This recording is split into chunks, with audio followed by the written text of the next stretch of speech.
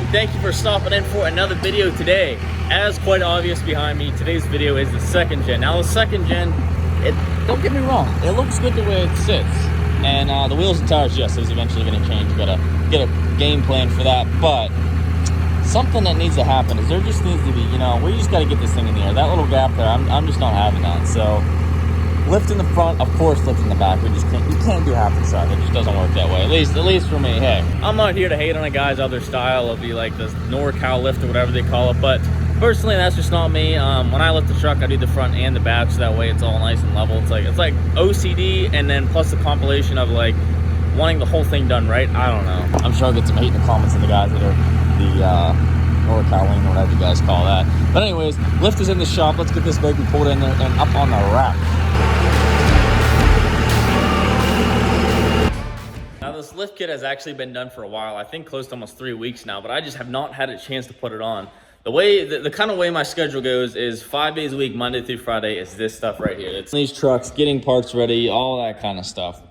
And there's a lot of, behind the scenes paperwork and all that stuff that has to be done to it as well. So my Monday through Friday is packed out. The time I get up at whatever it is, usually about 4:30, 5 o'clock, go to the gym, straight here, work here all day, go home, sleep. That's like Monday through Friday on repeat.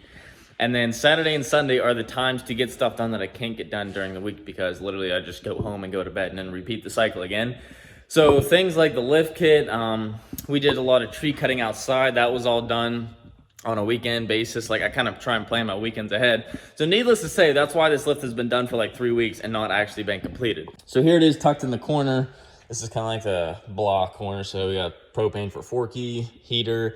This is an 8-inch BDS for a ram that's going to be going on, pressure washer, all that good stuff. But right here is the coil springs, leaf blocks, everything. And it's a super cool teal, greenish, bluish color. So we're going to go ahead and get this all outside, at least where we can work on it. And then, of course, this will be like the very last step of it, but we'll get everything out and ready to go. This thing is track bar relocation bracket. 2 new rear blocks, and then in addition to the rear, I have all the rear stuff over here, which is new U-bolts, drawing a blank there, and then it's also going to be an add-a-leaf system, so using these brackets and all this hardware that's going to give it the lift, all that, plus those 2 blocks right there. New bump stops for the front. These are all bushings and everything. I'm actually thinking about doing that first while my hands are still clean, and pushing these all in here, and then they have the pins that go through the center of them. Also little grease fittings as well. Those are all going to get put into right there. These holes are all threaded, ready to go. These are quite obviously the new front springs, and those are just like, look at my hand compared to that thing. It's just a giant spring on the front of these things. Absolutely just blows my mind every time I look at it. Here's all the new shocks. So four new shocks for the whole way around. So this lift kit here is a Zone 5-inch kit. The reason I went with Zone is A, the price, and then B, the name behind Zone would be BDS. BDS is Zone, a sister company. So I figured, hey, for something like this, it's not like it's a 2019 Power Stroke or something like that where we're gonna run like a 6-inch or a 8-inch, 7-inch PMF kit, something like that. This is just something to get it up in the air, and you see the nature and simplicity of this kit. It's not like I'm doing transfer indexing, rings and all that stuff. 5-inch is kind of that space where it's like, okay, it's nothing crazy where you got to get into like crazy relocation brackets, but also you want something quality. So that's why I went with Zone on this. Kind of tough to screw up, just 4-link bars, springs, brackets, and bolts. So we're gonna get to work on starting on this. Actually, I lied. We're gonna get to installing the grease fittings and then the bushings and everything inside of these little bars.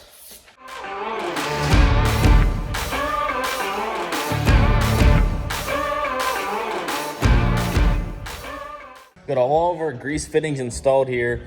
Just kind of went off what they told me, because there's different ways of, once these are in the truck, I'm sure some are going to be like impossible to get to. So that's why they give you 90s for these, just straight out the sides on that. And then bushings went in there as well. I found out halfway through, so probably saw me pause. I figured out that there's different thicknesses. I just, assume they're all the same. That's my mistake for not reading ahead here. And if you look, you can tell this thickness right here is slightly smaller than this thickness right here. So that means he's get larger bushings, and then I had to label them, figured out this is lower arm, upper arm. The upper arm is actually, as you can see, the shorter of the 2 arms. Now, something I want to do to make sure, just, for fun's sake, to see how close this is going to be to an actual 5-inch lift, is I want to get this tape on here. That looks about perfectly straight. So as you can see, we're looking at just a hair under 10 inches, like 9 3/4 of an inch. And then we'll remeasure that. Actually, let's do the back too as well, just for curiosity's sake. See how close we actually get. All right. So the rear's actually a touch higher, even though it has a leveling kit. So we're looking at about 10 3/4 on that one. So we're curious to see how level it sits and how much it equals to the actual 5-inch kit they advertise.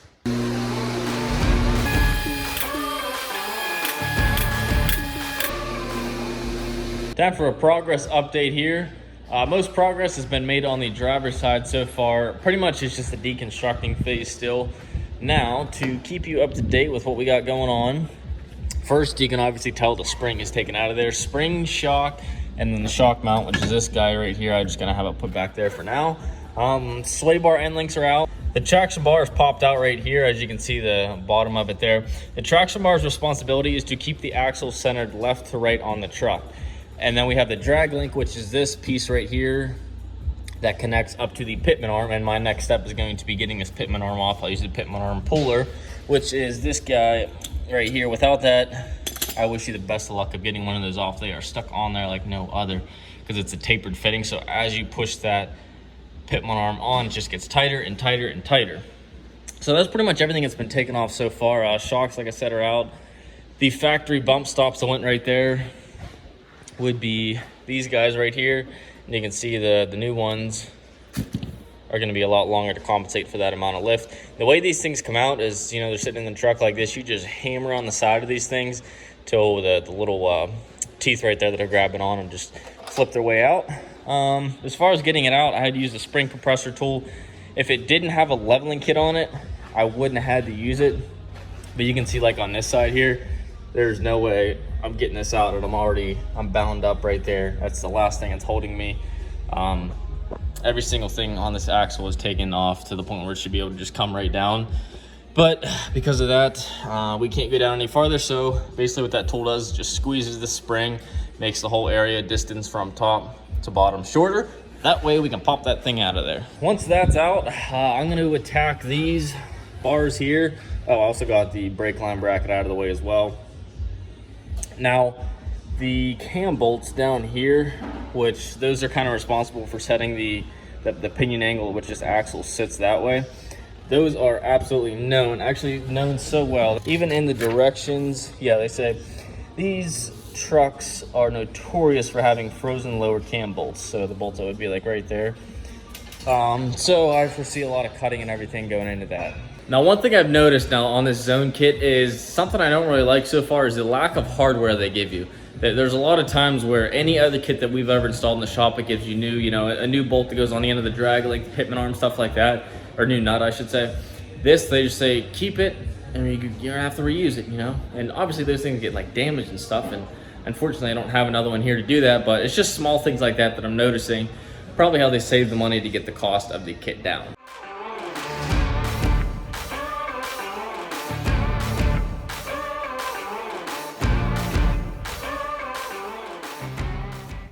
Finally got the pitman arm off. Here's a little look at how this tool works. A little easier to describe it outside of the truck. So the steering box comes down to, you know, you have the steering shaft that goes down to here, and then the box is about right here. And then that box has a tapered shaft onto it. So as you tighten this and get tighter and tighter and tighter, that feeds this pitman arm onto the shaft and gets tighter as it goes. And these things get very well, you know, stuck on there over time.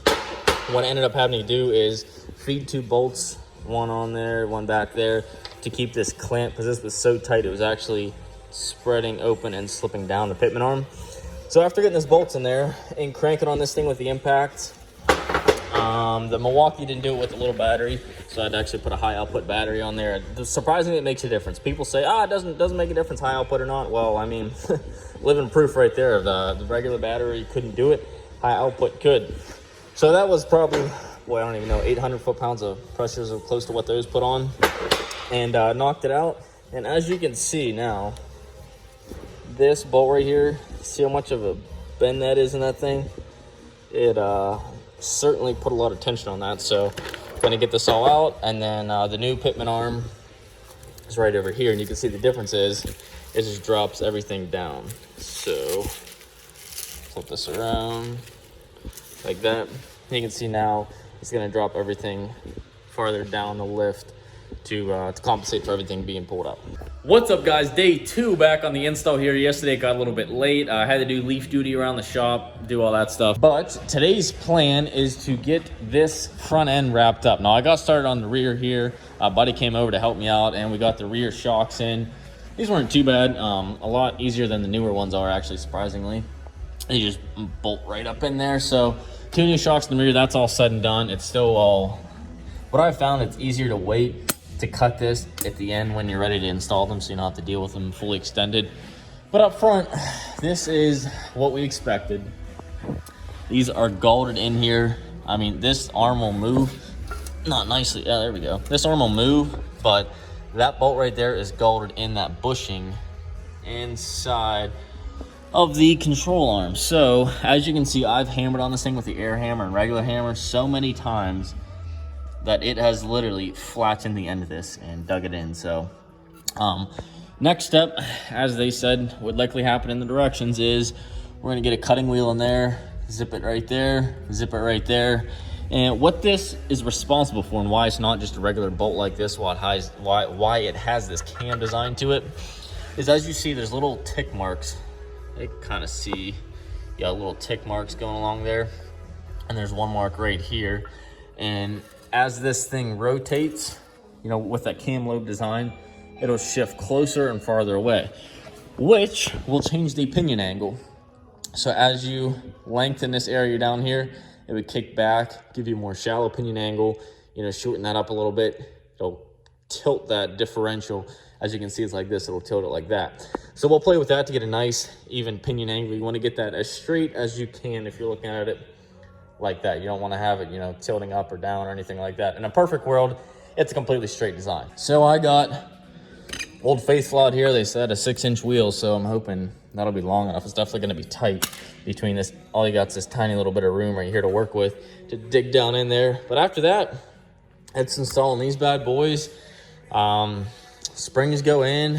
Things are really going to start flying together once I get this past this little speed bump right here. Now I will say, they tell you, and I 100% agree, to do one side at a time. Usually, you know, you think, oh, I want to do both bottoms, get that done with. Do both uppers, get it done with. Well, once this upper bar is detached, the only thing really holding it from this axle shifting off these jack stands, because believe me, you take one of these apart, they want to fall directly backwards because of how much weight's in the back there. If you keep the other side on, that'll keep everything from falling over. I just kind of have this one up here as extra security, but once I get that bottom bolt out, we'll go ahead and get that top one zipped off and get to town. So enjoy the time lapse of me grinding and just grinding my life away. And luckily, I just got this new face shield. At first, I thought when I saw people wearing these, I'm like, bro, like, you don't need to be doing that. This isn't like World War III going on here. But I'll be honest with you, after doing enough cutting and grinding, yes, safety glasses will protect you from your eyes and everything. Still get little sparks to jump up. Not to mention, no one likes to feel sparks hitting you in the face. I know a lot of people say, I don't even need a face shield or sunglasses or whatever, but if it helps, heck yeah, I'm gonna use it.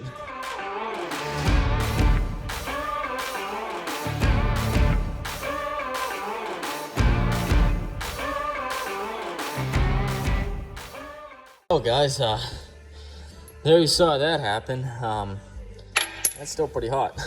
Real time, that was probably, I don't know, about 15 minutes worth of cutting and grinding. As you saw, the grinder only got to like right there, and then I had the Sawzall the rest of it. But at least we'll have a little bit of leverage to try and break that other side off.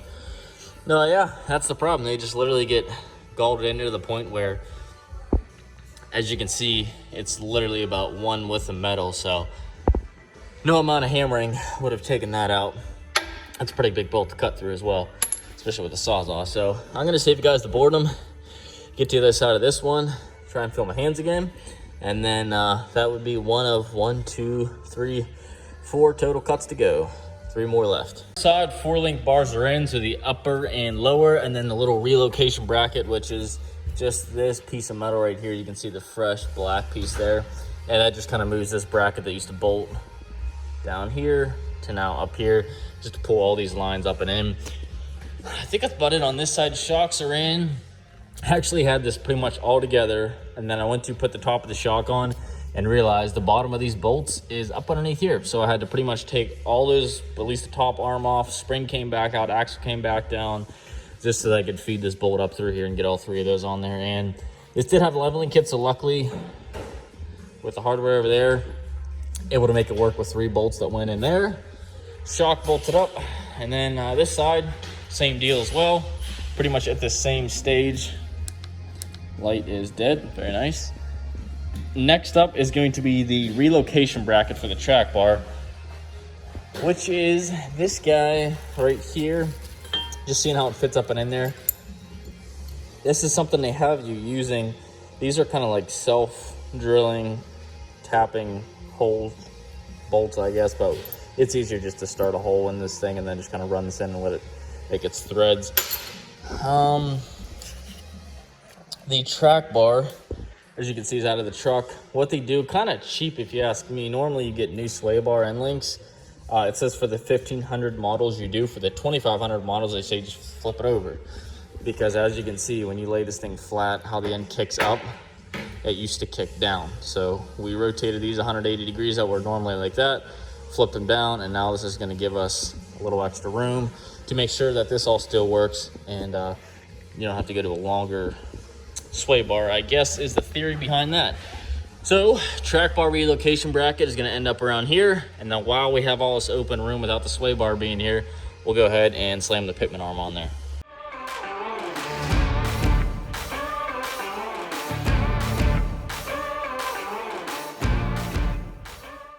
Been going to town on the back here. This side is pretty much all done except for letting it drop onto the ground after we finish the other side, and then we can torque these U-bolts. These are kind of like a car tire where you just keep going cross pattern, and the way these things work is they just keep settling, and it just feels like you're going in a circle, tightening these things for forever, like they never get tight, but they just need to settle into place. New pin goes through the middle here. Essentially the process for this thing coming out was block popped off, kingpin came out, which is, or center pin right here, I think they call it the kingpin. And after that, we separated the leaf pack by getting rid of the old one that held this leaf and this leaf here, those two rusty ones together.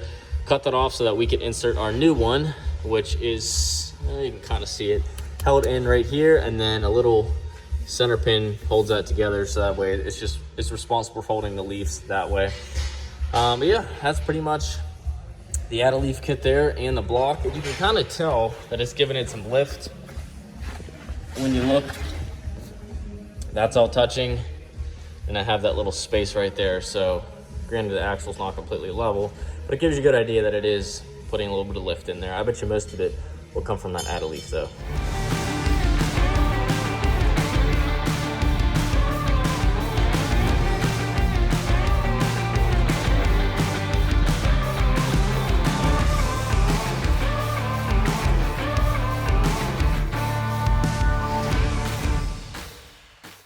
Well guys, as you saw, the rear end is all finished up. The only thing I did after the time lapse was I put the shocks in the bottom portion. They were just kind of hung up top there.